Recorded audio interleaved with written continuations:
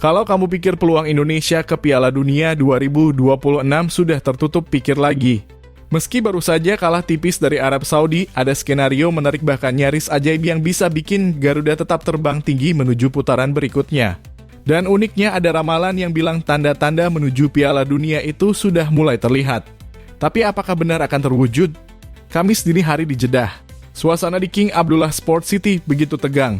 Timnas Indonesia datang dengan semangat tinggi melawan tim kuat Arab Saudi di laga perdana grup B ronde keempat kualifikasi Piala Dunia 2026. Dan hasilnya, meski harus mengakui keunggulan tuan rumah dengan skor tipis 2-3, skuad Garuda justru berhasil mencuri perhatian Asia. Kenapa? Karena mereka berani melawan dan nyaris membuat keajaiban. Menit ke-11, Kevin Dix jadi pahlawan setelah mengeksekusi penalti dengan tenang. Indonesia unggul lebih dulu. Namun 6 menit kemudian Arab Saudi menyamakan kedudukan. Lalu, penalti Faraz Albrikan di menit ke-36 membalikan skor. Babak kedua makin sengit. Arab Saudi menambah gol tapi Kevin Dix lagi-lagi menolak menyerah gol penalti keduanya di menit ke-88 membuat skor akhir 2-3. Sekarang pertanyaannya, apakah peluang Indonesia sudah habis? Jawabannya belum. Masih ada 2 laga penting yang akan jadi penentu, melawan Irak pada 12 Oktober dan partai Arab Saudi versus Irak di 15 Oktober. Untuk bisa lolos langsung ke putaran final, Indonesia harus menang dari Irak dengan selisih minimal 2 gol seperti 2-0 atau 3-1. Lalu berharap Irak mengalahkan Arab Saudi dengan selisih 1 gol. Kalau 2 hal ini terjadi, poin ketiga tim bakal sama dan Indonesia bisa lolos karena unggul produktivitas gol. Masih rumit? Memang, tapi bukan mustahil.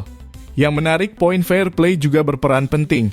3 pemain kita Ragnar Orotmangon, Mark Klok, dan Yakob Sayuri sudah kena kartu kuning, bikin Indonesia punya negatif 3 poin. Masih lebih baik dari Arab Saudi yang negatif 4. Artinya di laga melawan Irak nanti, disiplin bakal sama pentingnya dengan gol. Menang saja nggak cukup, Garuda harus tetap tenang, bersih, dan fokus. Ketua Umum PSSI sekaligus Menpora, Erick Thohir juga kasih pesan kuat. Bukan hasil yang diinginkan, tapi timnas sudah berjuang sekuat tenaga, tulisnya.